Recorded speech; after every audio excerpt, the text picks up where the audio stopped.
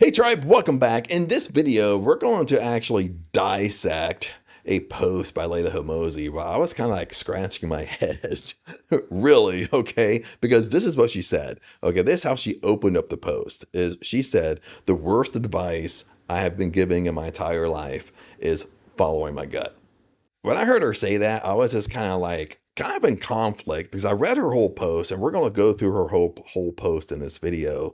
But it's not that I understand where Leila is coming from. So it's not that I 100% disagree with her, but I disagree with the interpretation because I think it confuses people or it confuses her audience because it's really telling her audience that I shouldn't listen to my gut. I shouldn't listen to my gut feelings. No, I shouldn't listen to my intuition. Okay, this is her post. She says, the worst advice I have been given is go with your gut. And a lot of times my gut tells me to run away from my problems. A lot of times my gut tells me to stop working out. A lot of times my gut tells me to stop even working. I don't feel like going to the office today. Okay, this is what I mean. It's not that I disagree with her, but do you see where I'm going with this? She's basically taking her gut feelings.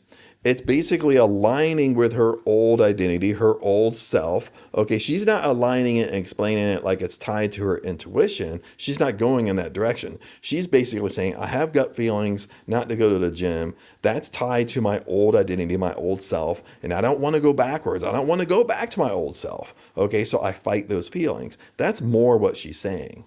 And most of the time, my gut reaction is from fear. She's not wrong. You know what I'm meaning, okay? And I don't want to listen to that. Otherwise, my life would be only about avoid difficult challenges.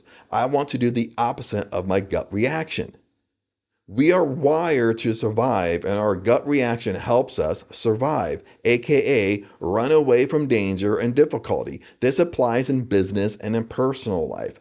Okay, now right here, now I do understand, we're going to dissect this a little bit more, but I just want to get through this. But I do understand what she's saying, but in my opinion, dealing with manifesting higher consciousness and stuff like that, your gut feeling is tied to your intuition, okay? Your intuition is tied to your higher self, source power, okay? The higher consciousness around you, the law of consciousness. That's really what's going on. What she's doing, she's kind of confusing two things. She's kind of confusing her gut feelings is tied to her old self, her old identity. That's what she's talking about. Okay, it's not tied to her higher self. It's not tied to her most successful version of her. She's just basically, she has this feeling of what she's doing. She has a feeling of, I don't want to go to the gym. She's stopping herself and she's asking herself, what would the most successful version of Leila do? They would go to the gym, and she's basically denying those feelings, and then she's going to the gym. That's what she's doing. Okay. But how it's written, it can be interpreted the wrong way because like I'm saying, it could be interpreted in a way that people are like, well, I can't follow my gut. I can't follow my intuition. Okay. But what you have to understand is all the answers are within you. That's what you have to understand. That's what you have to walk away with. Okay, everything is within you. Everything that you want in life is within. Nothing is outside of you. Okay, you can't speed things up. Nothing is outside of you. All the answers you seek in your life comes within you. What that means is you don't have to go to 20 of your friends to ask them a question. What would you do?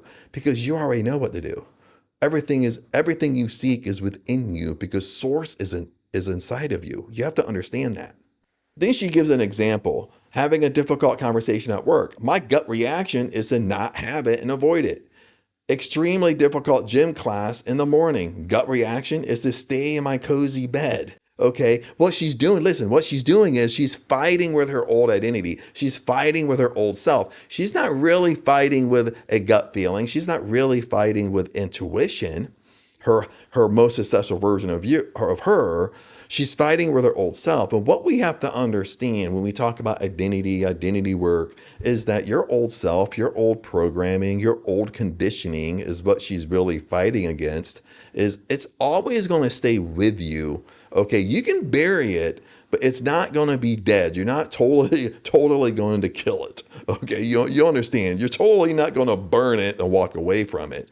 Your old conditioning is always going to stay with you. And that's really what she's really describing here is is her old conditioning. She don't want to go back to her old self.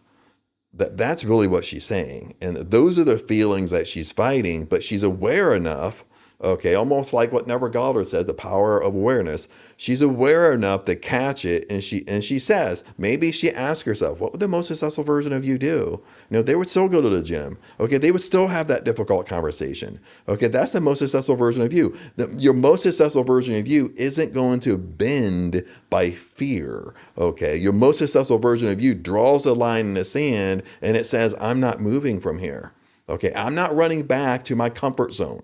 That's the most successful version of you. And that's really what, I think what Leila is really trying to express here. Even though she probably didn't write this post, it was probably her marketing team, but they probably pulled it from a podcast or an interview or a video she's done. Okay. So to sum this up, let's do the last little paragraph here. She said, I tend to stick to my plan and not listen to my gut. She just sticks to her plan. This is what I do. Does not mean you should do it too. Thought I share it. Leila, she puts a little heart there. Okay, but now let's kind of move on to part 2 here and let's kind of dissect. Now I wrote some stuff out. That way it keeps me on track. Let me just get this ready. Okay, I'm ready. And before we start breaking this down, I do like to say, and I think I said this in the beginning of the video, I necessarily don't disagree with Leila. I think how she's explaining it from her own consciousness, but she's explaining it from a perspective of she don't want to go backwards. She don't want to go backwards to that old Leila, that old identity, your old self, your old conditioning. And like I said, that old conditioning, our old conditioning will hang on to us. Okay. Now we can bury it and we can try to keep it buried, but from time to time, it's still going to creep back in. And what Leila knows is if you start listening to that old conditioning, you will go backwards, my friends, 100%. I've heard even Leila Hormozi say this in a lot of his interviews, is that lots of times, like he don't want to go back home like where he grew up because he knows the most successful people know this is they don't want to go home and live where they grow up because it's the temptation, it's that strong force that will pull us back into our old self or old conditioning. You understand what I'm saying? Even Leila Hormozi has talked about this, like in his podcast and stuff like that. Like, and it's not just Leila Hormozi; it's the most successful people in the world. They know when you go back home to your hometown where you grew up and stuff like that. There's nothing bad with it, but it's the temptation. It's that strong force that you'll go back to your old self like that. Because your old self, your old conditioning is still with you, even though you're keeping it buried, even though you're keeping it under control. You always have to keep it under control, my friends. So here's the breakdown. Number 1, Leila, she's talking from fear, not intuition. Okay, that's what I'm saying. She's talking from that fear side of her old conditioning, her old identity. She's not talking from intuition. She's not aligning how I look at it. She's not aligning it like your gut feelings are your intuition. She's using gut feelings or gut reactions as an old conditioning. Okay, when she says, my gut tells me to run, she's more describing avoidance, fear, discomfort, wanting to stay safe, wanting to stay in your comfort zone, stuff like that. If there's hard things you got to do, you avoid it. You know what I mean? That's how she's describing it. That's how she's describing her gut feelings, her gut reactions.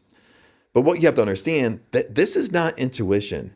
Okay, that's more of a survival mechanism. That's more of a survival reaction. Okay, in your comfort zone, the whole point of your comfort zone is it's survival. Okay, that's why it's called your comfort zone. But what you have to understand, your dream life is not inside your comfort zone. Your dream life is outside of comfort. That's kind of an oxymoron there a little bit. Okay. Number 2, like her gut is tied to her old identity, which we've been talking about that. Okay. She says her gut tells her, don't work out, avoid difficult conversations, stop working, don't go to work. I want to stay in bed today. Okay. Stay comfortable, stay in your comfort zone. But what you have to understand is those reactions are coming from the older version of her. I love kind of what Bob Proctor said. Bob Proctor once told a story, and I'll sum this story up very quickly. He was laying in bed at night, and he was with his wife, and he was kind of so nervous and scared. He had a big goal, a big dream, and I forget what it was. But this is something that he said that really inspired me, might inspire you, is that he said, like, when I feel fear to do something, I know I'm on the right path. Listen to it. Like, he's basically, his perspective of fear is different from Leila's, or at least different from Leila's in this example. Okay. And his perspective of fear is different from you, maybe different from me, because when we grow up, we've learned either directly or indirectly, or we just learn by bad habits, is that fear is not good. Okay, fear is scary. Don't do things that you fear and scared to do. Okay, so then we've learned to, every time we're scared to do something, we run backwards. We don't run forwards. We run backwards to our comfort zone. We run backwards to our old conditioning. That's why I said, okay, if you run backwards, you're not running to your dream life. You're running away from it. Okay, meaning that you got to face your fears. That's why Neville Goddard created the fear barrier. Okay, your dream life is on the other side of fear. Just like Leila Hormozi, Alex Hormozi, they're crazy successful, ultra successful. Okay, but they do things that they're scared to do. That's what Leila is saying. No, she's having those difficult conversations. She goes to the gym when she doesn't feel like it, because that's what the most successful version of her would do. Okay, so she follows it. She does it.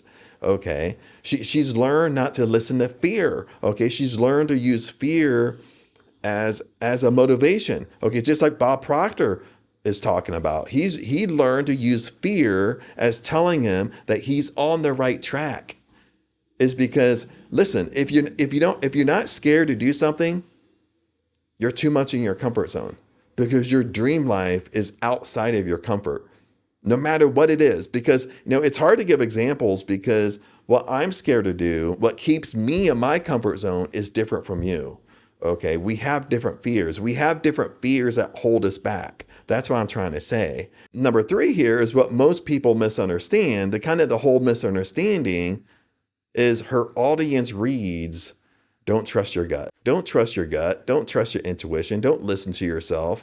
Okay, higher consciousness, listening to yourself, all the answers are within you is just BS. Okay, that's how people will interpret it.